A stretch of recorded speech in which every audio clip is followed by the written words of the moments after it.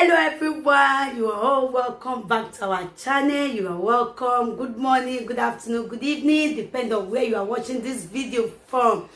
Guys, in this channel we bring out amazing video, wonderful video, interesting videos. Please do subscribe so that you can see more videos in this channel. As you do so, God bless you.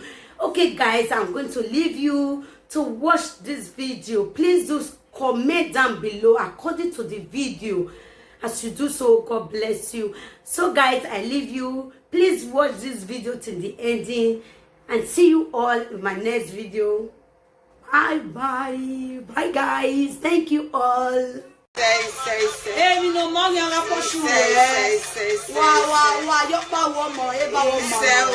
You got a fast come away business okay. Why have the fair no mana? Why go make mommy and Madrid? If you're Madrid, you can maybe go. I got your mama, okay.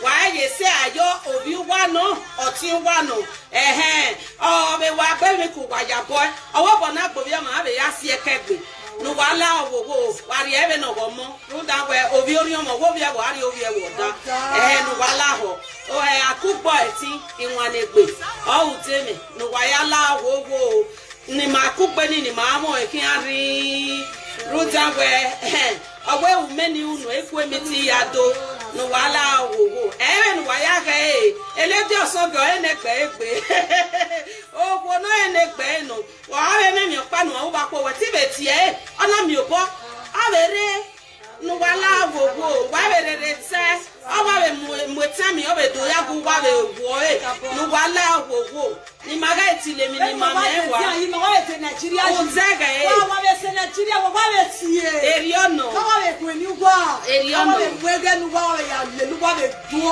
wa zega e because how ne pe no wa no wala wo ibi Madrid wa hia ibi Spain ase o Madrid o paga re ba Spain ase o wa hia wa wese no wa me wo yes in fact una shortalize us yesterday me ma expect when ya wa ku pe ni ya re ba no una tiri much in fact akmeno gbe mi so e wa ki wa wese be wa wese ovali only make ka bo be die na tu he sa lo ba.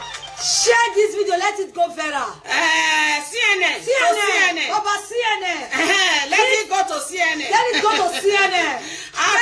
One of the notification bets. Nicotation bets. Press the nicotation bet.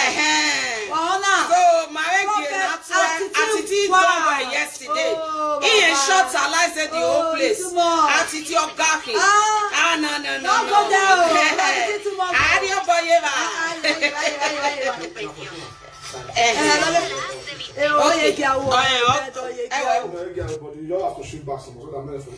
Okay.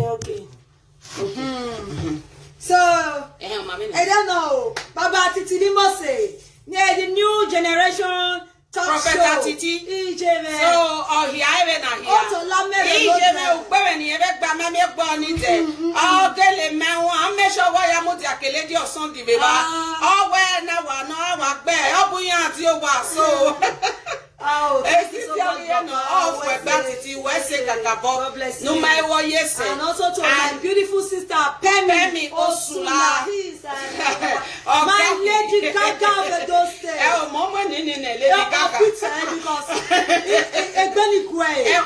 She's sexy. Oh, Tony. Oh, we are a club, you know, the Yaga go and picture. She's too sexy. Where I'm here, Belomo not there. I know, and I'm super proud of you, Mama. God bless you. Oh, you know, yeah, we have come a long way, and I pray. Yeah, you make me an accurate. Try me make that run. Even beside the end, we will show. So it's just a look next time. Next time, so, Mommy Pemi Osula, we will be there live and direct. We are going to host your song next time. I love you, and I will continue to love you. Yes, thank you so much, my darling sister. Nuyako Malagani go for Madrid. Amazing. Amazing. And my beautiful superstar, superwoman, Glory Obas. He's Glory Obas. My super duper star. Yeah, he was fianwe. Oh, that is too much. You get that no there. They must stand it back. But if you look at it, say she's gentle. Oh, gentle. They go there because you man gentle. We want the woman to get gentle. They give you a style. Like it. They give you a style in melody. Then I want gentle. On the 26th, or you know, way a baby dedication. Mazege.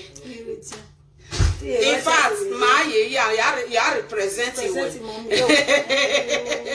My darling sister, Glory Obas, God bless you. And my superstar, Era Nokie, Manfesto, Baba Manfesto. It was surprising me, I never expected. Baba Manfesto. Wow, I so much appreciate you, sir. God bless you. Thank you. Because I my invite well, but a musician who are maybe knocking off with Bosalopano, Joe, Bovenoma. And our daddy, the ex-president of EAN, Baba Ogun, was there yesterday. Baba, thank you so much for coming. Best Ogun, God bless you, too much. Because of a show, we are. Thank you for presenting for the love you showed. No matter what you say, God bless you. Salobano of Fiakboy. Wesi. Then who again? We are no then. Then my beautiful mommy. Emma Babu. Wesi. God bless you. And the organizer of the show, Mr. Bright, Mr. Bright Otter.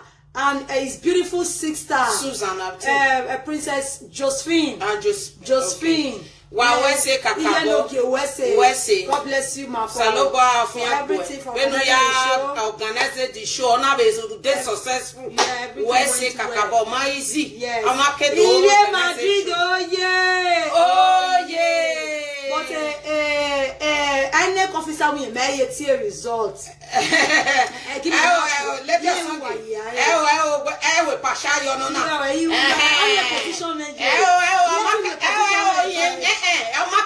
officer because I position a London yet a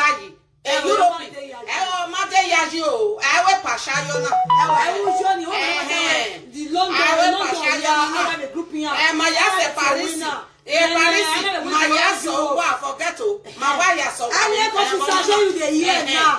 Paris, Mamma Kenivia Madrid, ye Paris is the regular come. Love me, love Yasse. Oh, yeah, Paris, Mongwin, every oh, yeah, Mata. Result in Amanatiega Boise, London. In a Boise, London, a result in a officer. Iga Boise, London. A Manchester near everywhere. What a result in us, I will Pashayo. If you are not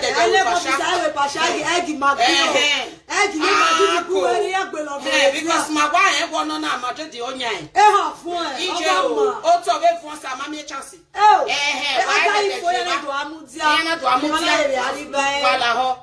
When any officer yati, area no yati, but so area get spraying, area get instruments, and I have it.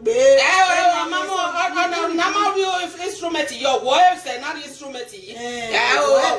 I'm a my expecting. I like officer or copao. I want a police for a ticket in my London.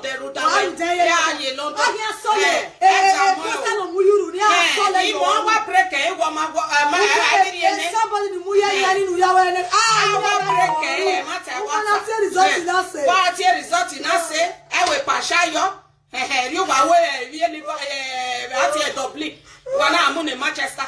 Why did you take Latina to tell where? Better. I want you there. Wamugi. Yeah, we are good better. Wamugi and Brother Destiny. Brother Success Money. He has Manchester. I think Daddy not Manchester. Yeah. One of Manchester. You not do fear boy. You not do fear boy. You not fear boy. One year award. If you doubly on your word. But I pashawa over this is okay. He was here because I have Abuja where Manchester. Well, 1 year award in a double on ye. If you not see here a go wamu. Our time no ship. So I was a look by your room. What do one? If you're Manchester, you double whatever. I go one was a look by your room. Oh, yeah, boy, change it. And I bomb you way. Hey, boy, I'm you way. Can you imagine? I like Ella do it. But a man Obama via Manchester. Imanabu, but I don't know what the neighbor. How many times I tell you Nigeria not be for you? I do. I like officer. Oh my goodness. Paris, why I give me love for what? In love for what way? Major what go on, I think, but I will them what. But I want a man of marketing in Madrid on your wording. Okay. But I can't walk in Napoli. I want Napoli people get ready. Get ready on the 24th. So they can one of them last year. It's like so they play who are they sell or here it that they are to take okay. In all the money more a first. So what can say be? I will pashayo na. Because of my who love you Paris, I will tell you where Paris on winning. Ow, Esunu. Well, I will say thank you everyone. God bless you all. All is very soon. Was it the never there? Why I was say no one am I thank you. Igo ya no waya fine lady or song of Maui. Oh, yeah, you go na ya dog way. So why me a 100? Bless you all. We love you all. Loving you on the 24th. I am there live and that.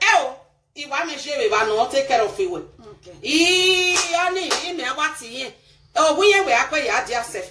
Yeah, what's ye? Menever, I was very near talking. They talking now, Jack Maria. Oh, yeah, what's it? I get this Esther. I get a style. Oh, what the other way we have balloon to bury. Oh, talking now, Jack Maria. Yeah, what's it? Oh, Yemujan is stand or all at your Igiri, I book, but I don't There is Jollof in I. It's still not the wild baby no. Yes, I Oko. When Algerian, I ate the food, enough finish a year. Why I will say, when Lisa can't let me, baby, Jamie. No let me rat again, boy. One, there's still one body here. Where would say we were begging still with I want home. No, yes, now we are appreciating all. Everybody, no, Jamie, it's just for the fun. It's just for the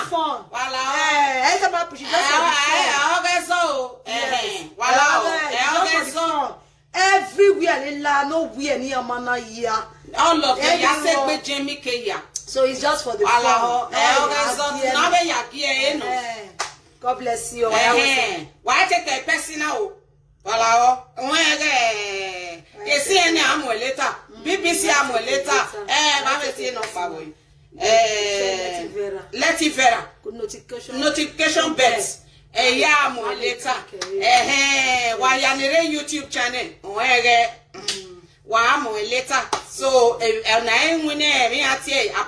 appreciation my it's just a joking and also to all London people, thank you for coming out to the Edo Festival Award. You guys really surprised me. Mama Beatrice of Baika, where you make your gaki. Oh, gaki. Oh, where you got seen with some and baby. Oh, yeah, you have done more than enough. Thank you so and much.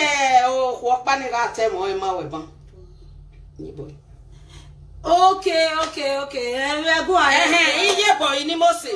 Wese kakabo video nu yes, video nu yes, concerning Italy. Wese kakabo because I me why me we home. Ogaki me my expected video ni where so you really talk well as a mother una be show love and osaloba ofiangbo bege we otun no ogueno no be and if Italy on their own iwa be kabo we apologize to you all Italian people all Italian people wa get we wa mo so you talk when Kaya explain so my afefe wala wo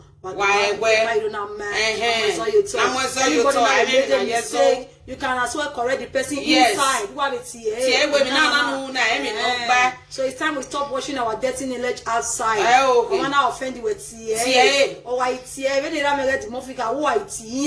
una ikamwe ababa mi no na iman like ege no no ye man itama we sorry wa be mi ma no sika ye no wa be tie we gemi o me ke no ise ke to ladi and we ye me understand so agari e ana we be na ari ye di respect ne gbe kerekere so wala wa we mi wa tule ma de la video wa de o akata ne we wo wa so thank you so much my beautiful people. God bless you. Wa we say do wa ye rin service to your jollof rice roll anything wa like in wa is available. Ati bele ma fi ebu wa we no ro o wa round about no ye bi bo wa ye pomo wa ye ka le dia elejo something o mari ba no wa dori ba ni anoke analayo igwa ni ba the first time here isele was yo na finish Turkey final year for ina gbogbo loko mo me we have tin me we me ya Maria we are me o mo ba na re travel no re ase o ya wa mo ye la lonu ase no need mo the plastic we always tuning with the plastic egbe kwa o as happiness on the year now Stew and Jollof is following me from Madrid to Paris. Yes, and the year I was so dog I'm going to Europe. okay, tell me where Madrid year de Madrid year only Jennifer is on the 24th. I will be coming to Italy. So, I why you go give me massive me maka boss take bebe bona. Plan ya me permit me me. Ya say I went poppy near poppy kekere near ya poppy here. Ina we na giya na ya akuku case. Onye dem egbe we na ofi gun na ma bi ore de. Na ya re ba ya ha mo gi me meti bi. Area to me bolose. Me no bolose ri do se. Wa poppy me ni do yo la. Wa ke plan e me lene. Me lene Madrid. But I'm happy man, you can't better I move. All the commenters, the viewers, the followers of Lady of Song, Saloba no fian buba benu waya yoike, o waya pe ati o waya go share video, o Saloba no fian for me and my family. Yeah, yeah, no. O we better mama egu wa se go ni e. Ya wa se lo di ba mi ego ni. I let the money back. You go now to finish me show you know what so Ayo ya wa si wa tabe. Let me Ayo have. that go boga my ye la ba ko so ni aye. Say aye. Ego na no because a superstar no be me hu age. So no we dey wa no. A superstar no we me hu age Sara Koko me hu age that do be me hu age. That yen wo be yen bo ne. Ya me we freedom. Iya. O ga be me. Ya ma ko agreement ya ma we freedom. O ga be me age freedom. Wana me age freedom. Ma me ya wa the caliber of party freedom. Ya free ko. Ya ke handi go bi ya. Yeah, man, I wait for doing yeah, you gonna need me. What am I wait for doing? Oh my God. Sara Koko, I love you. I love you, Stephanie. I love you. Love you. Love you, my kids. Thank you, Aproko, for sharing that video. Godfather. Yes, for sharing. Our here very show video. We love you. We love you. We love you. Oh, everyone. Presenter. Wa ugbe, uwa kele settle down. We me lady song. Uwa kukoki. Wana wa mwenya. Uwe au. Eke no seke no rameno. Amana kuikuna ne. Ewo Ako lady Osongi we ni le mari pon me no wa presenter me wa ye me presenter me wa mo o presenter me wa ye me o iwe mo wa le be ya le je wa go ta o presenter me wa ye me presenter me wa mo o presenter me wa ye me o iwe mo wa le be ya le je commenter si wa ye me commenter si wa le be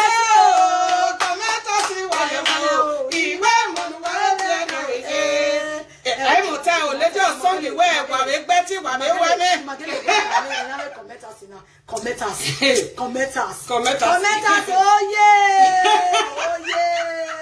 Yeah, walk here, Facebook. Yeah, walk here. You feel me? What's Allah? Yeah, why Allah? Boy, why Allah? Commenters, I mean, okay. Commenters, no, la dernière année, injection coronavirus, no.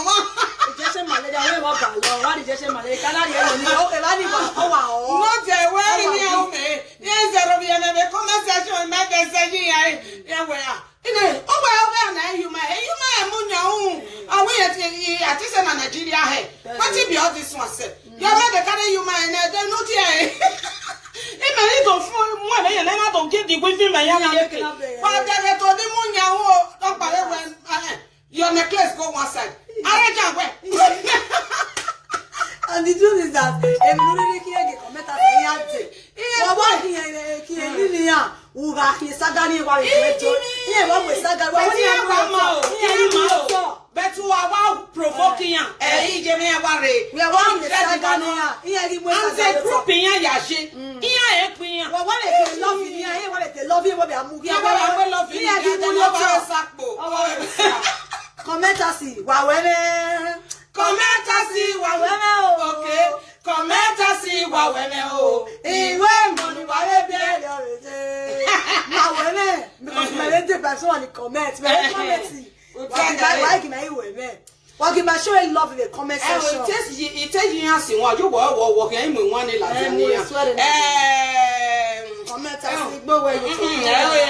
fake account. Me one is on a fake account. Oh, yeah, see one eye. Oh, you gave a fake account. Wagon go back in 1 million. O fake account me o. A fake account me o. Oh, yes, so please let us use our Facebook to support, encourage one another. Agimaya encourage Egbe. Agimaya support Egbe. Use your platform to do positive things. You understand? To show love. God bless you all. Thank you so much. Fake account now. Eso ba ma we awo si o ma ya mo ne mero eso lo te yin ije mi iyan ga sika kin eso wo we azikan awa mo hu we me bo wa go mo ni elakigun awenu ta owa akeko we odun le ba penetrate la we gbe iye do provoke we be akokako we wa dejo o we no hian o wa invited down do ni ke o ja mo na ko no critication but here we atiti o no okay oro ni wa ni abugbe wa le o kan provoke iwe zero we me no de la video ni ga wa pie no kotoko o we me na gege ya we make up le di gaga Emene wa davate ne pemi osula. Ina wo iwa no de because it's only money. O ya ge we o ti o no gbin yan igbon yin la o. Bele on your opinion. No na provoke. Wa garo. Ya try ni awu yan radio. Yeah, because you wa purposely do awu me. Yeah, we this queen. We do on the thing today. Oh my God. Okay, mami, we ya we say. Efe kaka ti me o. Go si awa ni yeke waki. O si awa ni yeke waki. Go si awa ni yeke waki. Wa e no da oko. O si awa ni yeke waki. O si awa ni yeke waki o. O si awa ni yeke waki. Awa no we nu wa madayan. O wa ga mada. No we nu wa ga mada. Wa gi do ya titi. Wa gi do ya titi. Efe kaka ti me o. O si awa ni yeke waki. Wa we say o. God bless you. Oga waki. Thank you. Thank you. Thank you. Thank you. Fake account in Oga. Why He may respect to wa when the social media quiet, you're quiet. Wa no de no wa increase ba kokako. All right, people. March, We say bye-bye. Now We love you. all. Thank you. Keep bringing it for Lady of Yes, Song. bye. Please share the video. Let the video go viral. viral. Wala ho support Napoli no dena wala ho. Yeah. Obie wa ri obie wo da. Bye bye.